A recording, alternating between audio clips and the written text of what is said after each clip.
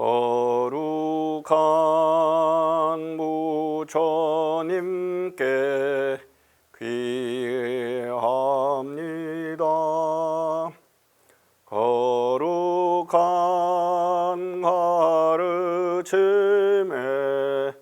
귀합니다.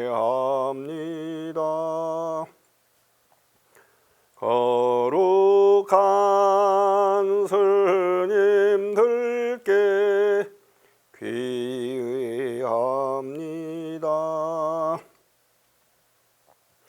귀울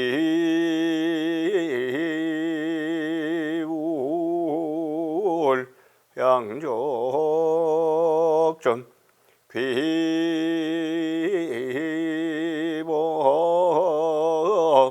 역전 귀승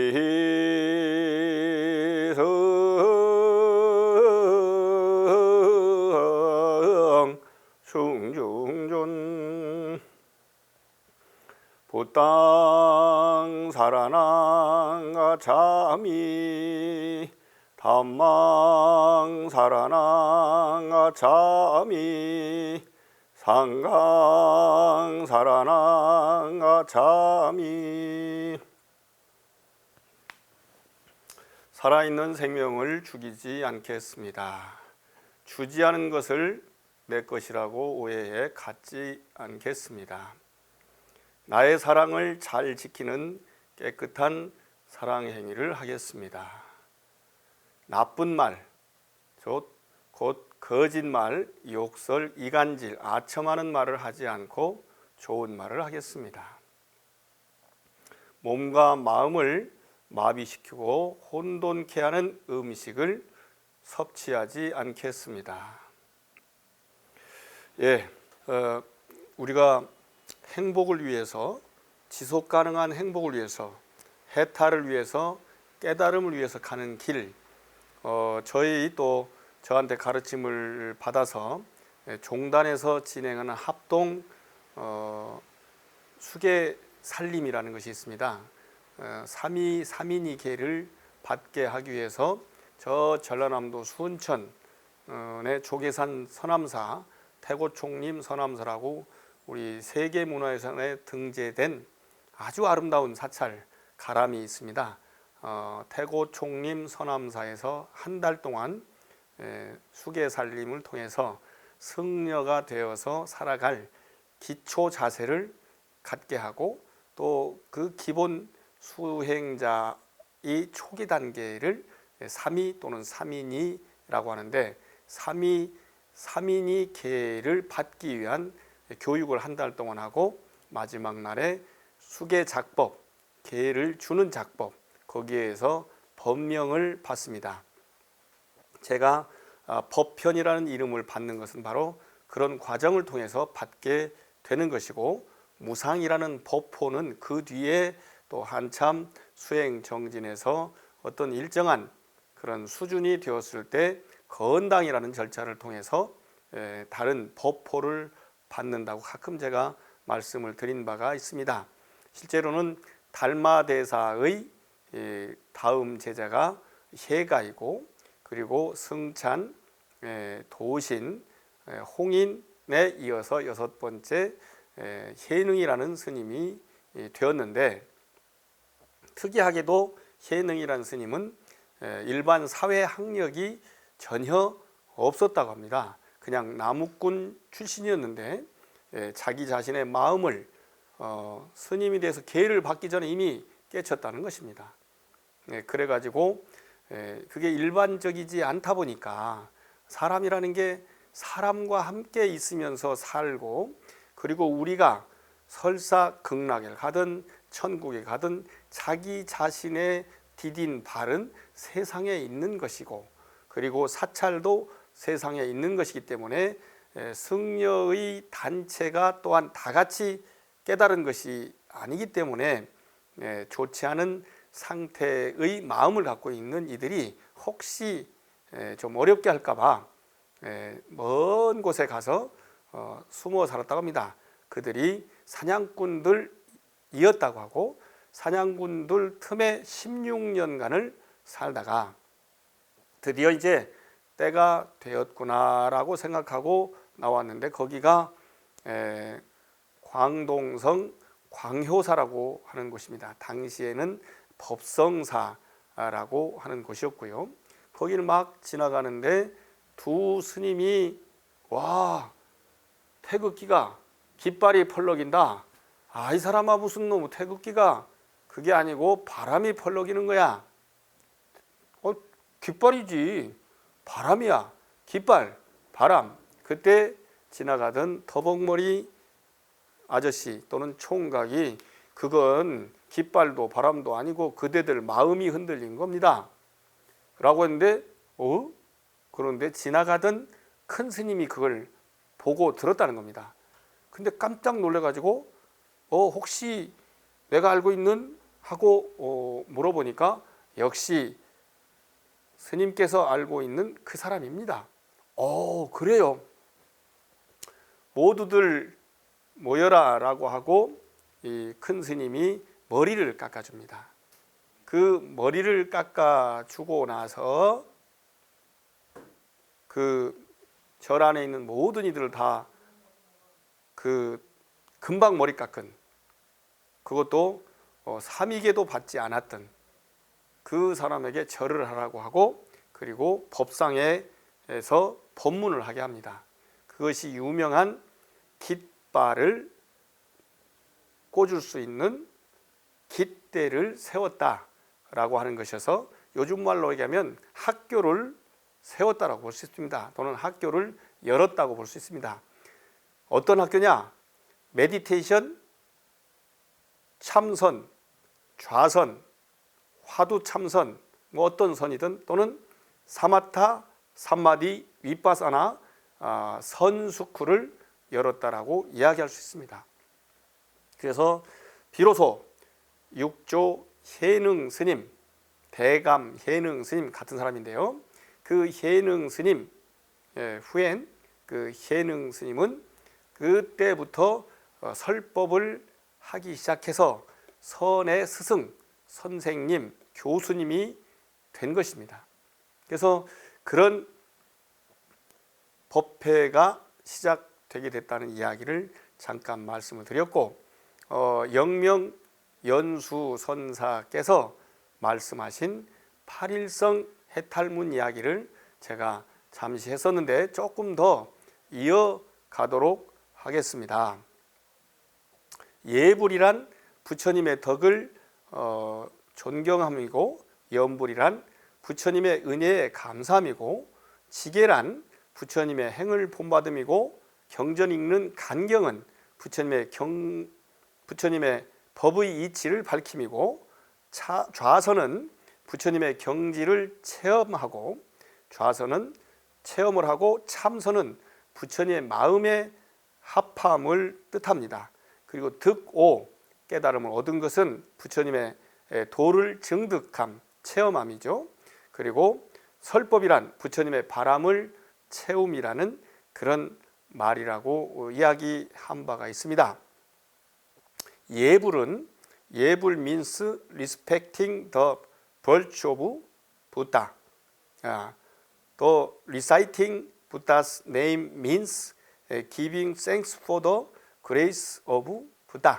이런 의미라고 영어로 제가 좀 뜨문뜨문한 영어인데요. plain English. 그러나 비슷하게 이해하시면 좋겠다 싶어서 말씀드립니다. 지게 신라 얘기죠. keep 신라. 지게 means imitating the acting of Buddha. 간경 reading sutras죠. 간경 reveals the principles of Buddha's law. 좌선 sitting meditation입니다. 좌선 is a way to experience the state of Buddha. 선 is Buddhist meditation이라고 볼 수 있습니다. 선 is in harmony with the mind of Buddha. Acquiring enlightenment means attaining the path of Buddha. The sermon is fulfilling the Buddha's wish 이라고 구글링에 의해서 제가 영어로 말씀을 드렸습니다. 실제로 명확한 또 영어권의 분들이 쓰는 영어와 그 문장의 방식들이 있죠. 전치사라든가 또 우리는 순서가 조금 다르거든요. 그래서 그 부분이 예를 들면 나는 책을 본다. 그런데 I read book 이 순서가 다르단 말입니다. 그래서 그런 부분에 있지만 그래도 아는 단어가 나오면 기본적인 뜻이라도 이해할 수 있으리라 싶어가지고 제가 말씀을 드린 것입니다. 불교 경전을 공부하는 강원의 3위과 텍스트 중에 하나인 치문경훈, 물들인 옷을 입는 사람들의 그 그룹에 들었을 때 늘 새겨야 할 말씀 가운데 하나인 8일성 해탈문이라는 것입니다. 이 양반은 900년에 태어나서 975년에 입적한 영명 지각수 또는 지각연수 선사입니다.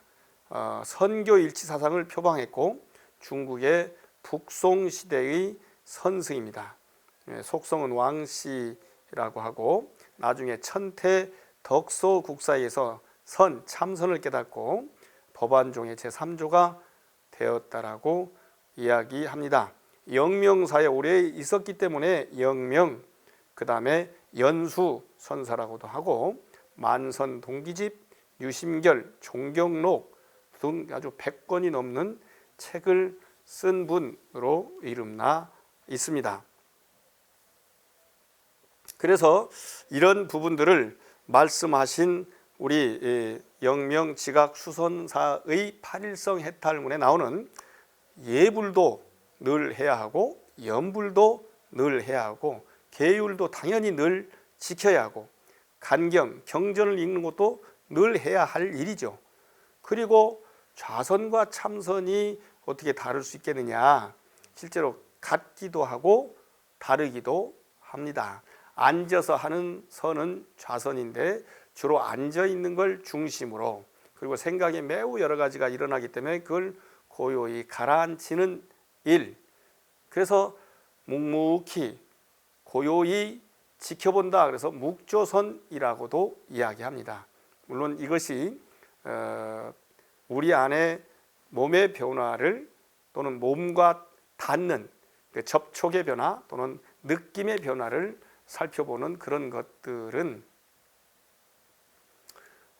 사마타라고 하는 것으로서 그 사마타에 의해서 집중의 경지를 체험할 수 있는 삼마디를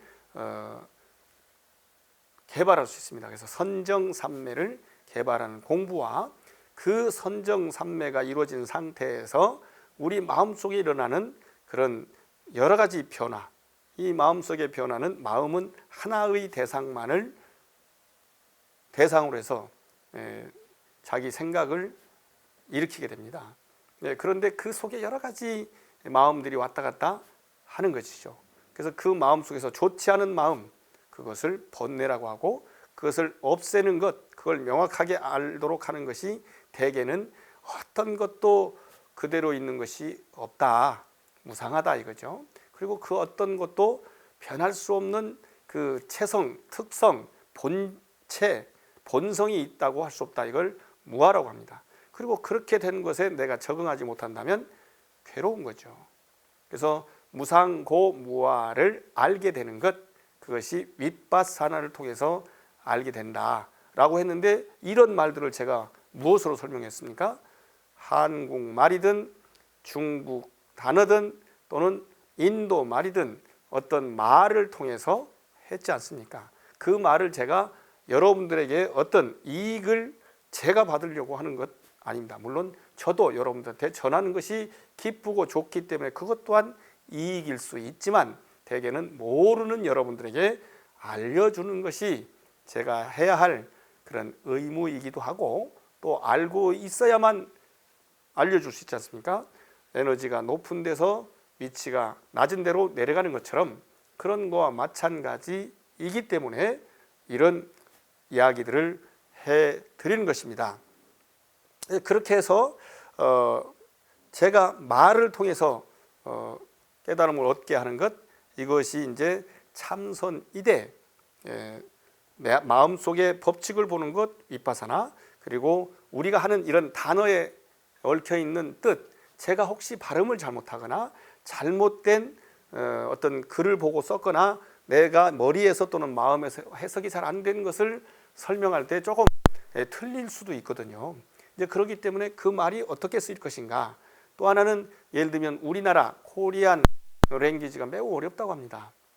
예를 들면 잘한다 라고 써 있으면 사람들은 베스트, 웰이라고 do your best, 이것을 너의 최선을 다해라 라고 볼 수도 있지만 잘한다 이렇게 길게 하면 베스트 웰이 아니라 롱의 개념으로 이해가 됩니다.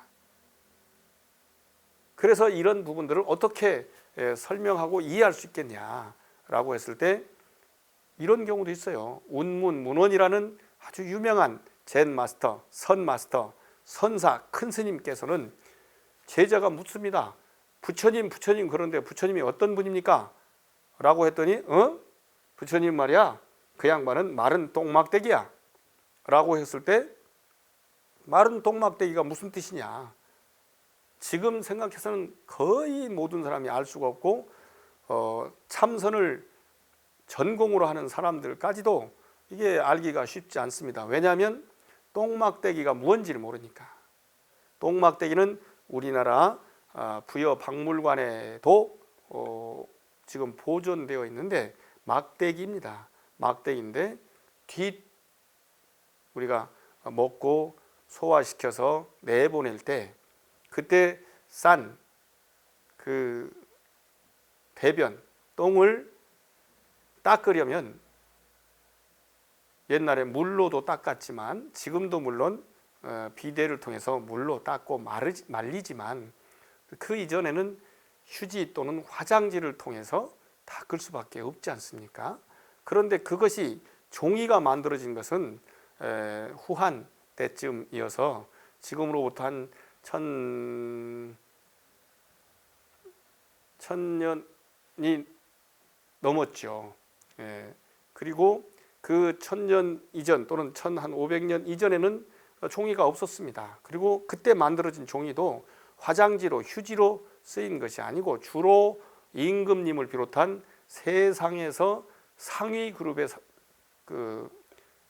삶을 살고 있는 사람들에게 의사를 전달하는, 그냥 일반적 의사가 아니라 명령이나 지시나 그다음에 왕의 수칙을 전하는 그런 데만 썼던 것이었습니다. 그렇기 때문에 보통 사람들은 뒤를 씻을 때도 밑을 닦을 때도 그런 걸 쓸 수가 없었죠. 한참 뒤에나. 우리나라도 정말 얼마 안 됐습니다. 그래서 많은 사람들이 볏짚이나 나뭇잎으로 닦았던 일도 있고, 또 일본 이야기를 또 이상하게 얘기하기도 합니다만 새끼줄을 한꺼번에 왔다 갔다 하면서 그냥 닦았다라고 하는 그런 이야기도 합니다. 그런데 만약에 우리가 그런 삶을 살았다면 우리도 그럴 수밖에 없는 것입니다. 그런데 왜 운문문원선사는 부처님이 누구냐고 했을 때 마른 똥막대기라고 했겠느냐. 실제로 그 밑을 씻는 막대기를 가지고 밑을 씻은 다음에 그걸 그냥 놔두면 쓸 수가 없죠. 또 그냥 놔둔 걸 가지고 썼다면 우리 몸이 더럽게 되고, 더러우면 병들게 되고, 병들게 되면 일찍 죽을 수밖에 없죠. 괴로움이 클 수밖에 없죠. 그래서 깨끗하게 씻어서 말려 놓아야 중생의 더러움을, 즉 번뇌를 씻어내는 도구로 잘 쓰이는데, 그 도구도 훌륭한데 도구를 쓰는 것은 얼마나 더 훌륭하겠습니까?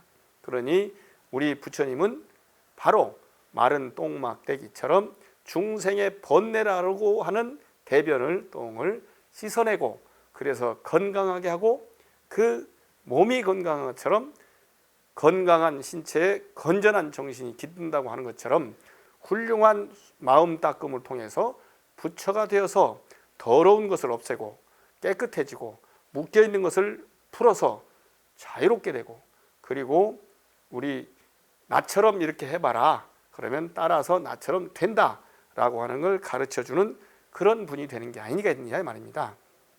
그래서 이런 내용들이 정말로 그렇게 될까라고 깊이 사유를 해야 제대로 쓸 수가 있습니다. 보통 우리가 곳곳에 흘러다니는 이야기들을 그저 듣는다고 해서 다 이해할 수 없고, 다 이해한다고 해서 공감할 수 없고, 공감한다고 해서 실천할 수가 없을 수가 있지요. 그런데 이해하지 못하면 실천 자체에 대한 생각, 의도, 의지가 있을 수가 없습니다. 그렇기 때문에 그 말에 들어있는 제뜻, 본뜻, 행간의 숨은 뜻을 알게 하는 것은 대단히 중요한 일입니다. 그래서 그런 길로 나서는 첫걸음, 이것이 출가이기 때문에 제가 여러분들께 출가를 알려드린 것입니다. 그래서 부처님은 출가를 네 가지로 나눴는데요. 하나는 도행이 뛰어난 자, 둘은 법은 잘 설하면서 꼭 그대로 실천하지는 못하는 자, 셋은 수도를 명분 삼아 생활하려고 하는 자, 넷은 도행이 더러운 자, 이렇게 이야기를 합니다. 실제로는 도행이 뛰어난 자, 즉 번뇌를 없애고 남들에게 번뇌를 없애는 길을 알려주는 자가 가장 뛰어난 출가자라고 볼 수 있죠. 근데 혹시 저도 그렇게 볼 수 있습니다만, 이렇게 말만 하지 실제로는 실천하지 않는 사람, 또 못하는 사람도 있을 수 있지요. 그러나 이런 사람도 필요합니다. 전혀 모르면 아무것도 할 수 없으니까요. 그러나 어떤 경우는 참 세상이 넓고 사람이 많기 때문에 그저 이런 그룹에만 지나가도, 그룹 안에 섞여만 있어도 좋은 대접을 받고 또 좋은 물품이나 먹거리를 시주받을 수 있는 그런 이점이 있다 보니까 신분만 출가자, 수행자, 스님이 되는 경우도 없지 않아 있습니다. 그러나 그것도 필요합니다. 옛날에 목숨이 짧거나 또 그리고 병이 많이 들었거나 또는 부모가 없어졌거나 또 아름다운 여인 또는 멋진 남자와의 사랑에 실패해서 도저히 이 세상에서는 살아갈 수가 없다, 이런저런 이유에 의해서 출가한 사람도 있습니다. 대개는 그런 사람들은 그럭저럭 살아가기가 쉬울 수 있죠. 하지만 설사 그랬다 할지라도 어느 순간 들려오는 종소리, 목탁소리, 풍경소리, 어떤 경우는 새소리, 물소리를 통해서도 자기의 마음이 그 새로운 느낌을 갖게 될 수가 있습니다. 그거를 통해서 자기가 깨달음을 얻을 수도 있습니다. 그러니 이 어찌 나쁜 것이라고만 이야기하겠습니까? 어떤 사람이 10년간 산속에서 고요히 참선했더니 새들도 자기를 두려워하지 않고 놀라지 않더라는 겁니다. 그렇게 될 정도가 됐더니 마지막에 자기 수행을 하는데 이 막판 깔딱고개라고 얘기하죠. 그 고개를 넘는 것이 매우 사실은 힘들고, 어쩌면 그동안 10년이라 할지라도 9년 11개월 25일 정도를 힘들게 했어도 못 넘는 그런 절벽 고개가 있을 수 있습니다. 깔딱 고개가 있을 수 있습니다. 그때의 모습을 우리 서산대사는 희장로라는 사람한테 이야기를 해줍니다.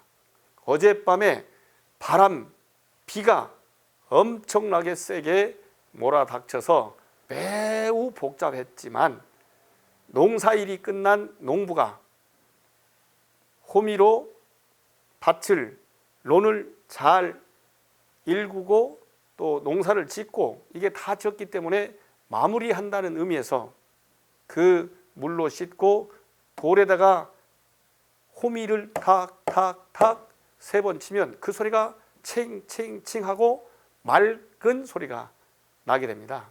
우리 궁상각치 우의 소리 속에 우리나라 노래도 있지만 외국 그 7음계에 의하면 도레미파솔 할 때 솔, 솔라솔 할 때 이 솔이 매우 경쾌한 그런 소리로 들린다고 합니다. 물론 라시도로 올라가면 아름답긴 하지만 조금 힘든 소리가 되지 않습니까? 마찬가지로 힘든다고 꼭 진리를 깨치고 도를 깨치고 부처님이 되는 것이 아니고 정말로 내 마음이 경쾌하게 됐을 때 그때의 소리가 옛날 어려운 말로는 어생일각 또는 일학, 각삼성 또는 학삼성이라는 말로 되어 있는데 저는 전통적으로는 어생일각 학삼성이라고 얘기합니다. 거기에서 뿔이 나서 학 소리가 세 번 울었다. 그런데 어생일학 이게 혹시 여러분들 한국에만 있는 그런 농기구 가운데 호미라는 것이 있습니다. 그 호미의 모습이 잘 보면 꼭 학의 모습처럼 생겼습니다. 그래서 그 학의 머리 또는 주둥이 쪽을 통해서 이렇게 긁어대고 또 파고 그런 일을 합니다. 근데 그것이 다 끝났으면 깨끗이 씻어서 놔둬야 될 거 아닙니까? 예를 들면 마른 똥막대기를 씻어서 말려놓는 것처럼 또 이 호미도 씻어서 놔둬야 됩니다. 그때 묻어있는 흙을 터는 것, 그것을 돌멩이를 톡톡톡 치면 처음에는 흙이 있어서 툭툭툭 하다가 나중에는 다 떨어져 나가면 탱탱탱 하고 맑은 소리가 납니다. 그렇게 해서 어생일학 각삼성 궁상각지우의 각 소리가 세 번 났다라고 하는 경쾌한 마음을 읊은 것이라고 저는 보고 싶습니다. 그래서 여러분들도 혹시라도 부처님의 가르침을 잘 배우고 익히고 실천해서 남들에게까지 나눠줄 수 있는 그런 수준까지 된다면 얼마나 좋겠습니까? 그래서 이렇게 출가를 하는데 출가하는 사람들 중에 아까 말씀드린 대로 제대로 공부해가지고 정말 도에만 관심을 갖는 사람이 있지만 어떤 경우는 나쁜 것만 관심을 갖거나 아니면 좋은 걸 관심을 갖는다 할지라도 세속인처럼 생활의 이익을 바라는 사람들이 있을 수 있는데 그럼 그 사람들은 교단에서 쫓아내거나 아니면 아예 들어오지 못하게 하는 것이 교단을 맑고 향기롭게 하는 데 도움되겠죠? 부처님이 그러셨을까요? 묘하게도 우리 부처님은 그러지 않으셨습니다. 예를 들면 1 더하기 1은 2이고 4 곱하기 7은 28인데 27이라고 우겨대는 사람이 있을 수 있습니다. 또 어떤 경우는 4 곱하기 7은 28인지 영 알지 못하는 사람이 있을 수 있습니다. 어떤 경우는 자기가 그러면서 4, 7은 28이라고 하는 사람을 주먹으로 막 때리는 사람도 있을 수가 있습니다. 어떻게 스님이 그럴 수가 있겠냐 싶겠지만 실제로 스님도 사람이고 스님들의 집단인 승가나 종단도 역시 사람들의 모임이고 그 법이 아무리 불교 법이라 할지라도 그 법의 현상적 내용은 세속 사회의 법칙과 많이 다르지는 않습니다. 그래서 아주 나쁜 사람도 있고 아주 멍청한 사람도 있을 수가 있습니다. 그래서 아주 나쁜 사람의 예로서는 잘못된 스승을 만나서 잘못된 가르침, 거기는 여러 가지 복잡한 스토리가 있습니다만 그 가르침을 따라서 사람을 죽여가지고 100개의 손가락을 모아서 엄지손가락을 모아서 목걸이를 하면 깨달음을 얻을 수 있다, 해탈할 수 있다라고 하는 것을 잘못 믿어가지고 사람들을 많이 죽였다고 합니다. 마지막에는 어머니까지 죽이려고 했지만 부처님이 나타나는 바람에 물론 경전에서는 부처님이 그 내용을 알고 더 이상 죽일 수도 없고 또 교화를 시켜야 됐다고 해서 나타났다고 합니다만 저는 그저 스토리텔링이라고 생각을 합니다. 그런데 그 나타나서 그 사람을 교화를 시킵니다. 잘 교화를 시켜서 스님이 되게 하고 스님이 되어서 명상을 통해서 자기의 마음을 갈고 닦고 결국은 마음속에 일어난 번뇌를 다 없앴더니 번뇌 없는 사람을 우리 불교에서는 아라한이라고 이야기합니다. 인도 원래는 아라하트라고 하지요. 그 사람이 됐기 때문에 그 흉악한 사람을 잡기 위해서 군대 왕이 칼 들고 왔지만 못 찾아내다는 거죠. 절에 왔는데 스님들이 앉아 있는데, 그러면서 부처님께 혹시 이런 흉악범이 여기 스며들었을지 모르는데 왔습니까? 그랬더니 잘 보시오, 거기 앉아 있어. 어디가 있단 말입니까? 아무리 봐도 없습니다. 저기 있는 저 사람이 바로 그 사람이었어. 근데 그 사람이 사람을 죽일 때는 여기에 온갖 나쁜 마음이 있기 때문에 나쁜 얼굴로 비쳤지만 지금 그 모든 나쁜 마음 번뇌를 버렸기 때문에 저렇게 평온한 나처럼 아라한의 모습으로 보일 것입니다 라고 했다는 이야기가 앙굴마라 숫다, 앙굴마라 경이라는 경에 나오는 이야기입니다. 이렇게 나쁜 사람도 받아들여서 교화시켰고, 또 쫄라 판타카, 작은 판타카라는 사람은 요즘 우리말로 얘기할 때 하늘천 따지 ABC 가나다라도 몰랐지만 자꾸 하다 보면 외울 수 있지 않습니까? 근데 이 사람은 눈으로도 잘 모르지만 자기 입으로 또는 마음으로 외우는 것도 매우 힘들었다고 합니다. 그래서 형제가 같이 출가를 했는데 사람들이 똑똑한 형을 따라서 똑똑이 형제 이렇게 부르면 얼마나 좋겠습니까만, 이렇게 좀 멍청하고 미련한 동생을 따라서 미련한 판타카 형제 이렇게 불렀다는 거예요. 그러니까 동생이 그렇게 모자라니까 형이면 다 보살피고 안아가고 그래야 하지만 사람이라는 게 깨닫기 전까지는, 또는 훌륭한 사람이 되기 전까지는, 성숙이 되기 전까지는 그러기가 어렵거든요.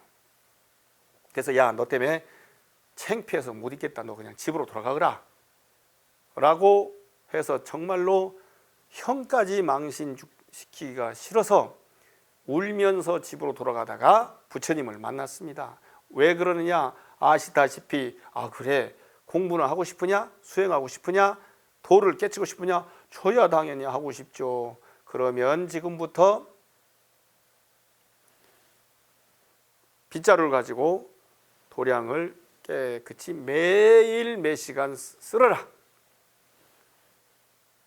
그래서 하루, 아침, 점심, 저녁, 다음 날, 그 다음 날, 한 달 뒤 아침, 점심, 저녁 계속 도량을 쓸다가 어느 날 쓰레기, 막대기, 나뭇잎, 이것을 쓸어내듯이 내 마음속에 일어난 쓰레기, 막대기, 나뭇잎 이런 것 같은 번뇌를 쓸어내는 건 아니야 라고 하는데 마음이 확 밝아집니다. 사실은 이거요 굉장히 중요한 깨우침입니다. 부처님도, 뒤에 계시는 부처님도 늘 저렇게 밝은 것이 아니고 깨달음을 얻었을 때는 훨씬 더 밝았다고 합니다. 그래서 우리 부처님 뒤에 후광을 그리거나 후광을 새겨서 붙이는 경우가 있죠. 후광 또는 광배라고 이야기합니다. 그런 것처럼 부처님, 그래 맞아 말씀하기 전에 내 말이 맞다. 그러니 그렇게 더 열심히 정진하거라 해서 이도 역시 아라한이 됐다라는 이야기가 경에 나옵니다. 그런 것처럼 어떤 사람이라도 우리가 자동 세차기 안에 들어가서 자동차를 닦아보면 거기서 자기 마음대로 조작을 하면 오히려 차만 고장난다고 합니다. 그래서 기어를 중립에 놓고 N에 놓고 가만히 있으면 전체를 다 깨끗하게 말려주죠. 씻어서 말려주죠. 그런 것처럼 교단이 건실하고 훌륭한 스승을 만나면 제자는 그저 스승님, 스님, 또 교단의 기본적인 가르침, 훈도에 따라서 가기만 해도 깨달음의 길로 가다 보면 어느새 그 바닷가처럼 그렇게 가게 되어 있다라는 것이어서 부처님은 그 어느 누구도 포기하지 않았습니다. 이런 이야기가 법화경 또는 열반경 등에 절대로 깨달을 수 없는 사람, 이찬티가, 우리말로 일천재라고 하는 못된 종자가 나오는데, 그런 사람 절대로 못 깨닫느냐? 그렇지 않습니다. 그런 사람들도 정확한 그 상황에서 정확한 가르침을 듣게 되면 자기의 닫혀있던 마음이 열리고 깨달음의 길로 가게 돼 있고, 그러면 곧 열반을 얻게 되고 아라한이 되고 깨달음을 얻게 되고 붓다가 될 수 있다. 그러면 지금만이 아니라 이번 생, 다음 생, 그 후생까지도 만약에 그 생이 있다면 행복할 수 있는 길을 어찌 모른다고 아니 갈 수 있겠습니까? 그러니 여러분들께서도 그러한 행복의 길을 이렇게 쫙 열어놓고 있는 그 깨달음의 길, 우리 출가의 길, 승가의 길로 가보실 마음을 가져보시는 것은 어떻겠습니까? 그렇게 갔을 때 우리도 깨달음을 얻게 되면 혹시 부처님처럼 이렇게 자기의 삶을 회상할지 모르겠습니다. 여러분께 그런 시간이 오기를 바라겠는데요. 경전에 그런 말씀이 나옵니다. 비구들이여, 실로 나 역시 깨달음을 얻지 못했던 보살 시절에는 스스로 태어나는 존재이면서 태어남을 갈구했고, 늙는 존재이면서 늙음을 갈구했고, 병든 존재이면서 병든 존재를 갈구했고, 죽는 존재이면서 죽음을, 번뇌로운 존재이면서 번뇌로운 것을 갈구했고, 더러운 존재이면서 더러운 것을 갈구했었느니라. 비구들이여, 그때 내게 이와 같은 생각이 일어났었다. 아, 어떻게 해서 나는 스스로 태어나는 존재이면서 태어난 것을 갈구하고, 늙는 존재이면서 늙는 것을 갈구하고, 죽는 존재이면서 죽는 것을 갈구하고, 번뇌로운 존재이면서 번뇌로운 것을 갈구하고, 스스로 더러운 존재이면서 더러운 것을 갈구하는 것일까? 아, 이거 못 쓰겠다. 나는 스스로 태어나는 존재이면서 태어나는 허물을 알아. 태어나지 않고 더없이 완전한 안락을, 행복을 구하리라. 스스로 늙는 존재이면서 늙음의 허물을 알아. 늙지 않고 더없이 완전한 안락을 구하리라. 스스로 병든 존재이면서 병듦의 허물을 알아. 병들지 않고 더없이 단정한 안락을 구하리라. 스스로 죽는 존재이면서 죽음의 허물을 알아.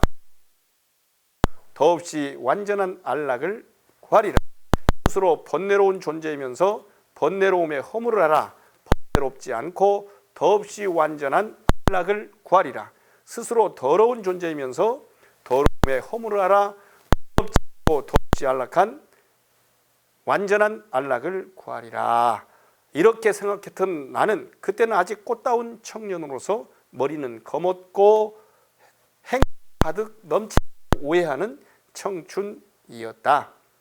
그래서 눈물로 범벅한 부모들이 있었지만 나는 끝내 턱수염을 깎고 가사를 입고 집을 나와 출가하여서 번뇌를 끊고 해탈하고 깨달음을 얻어서 붓다가 되었느니라고 말씀하셨습니다.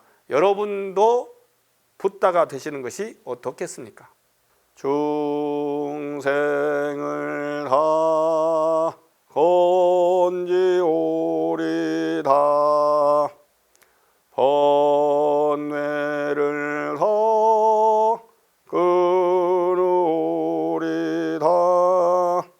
법문을 다 배우리다.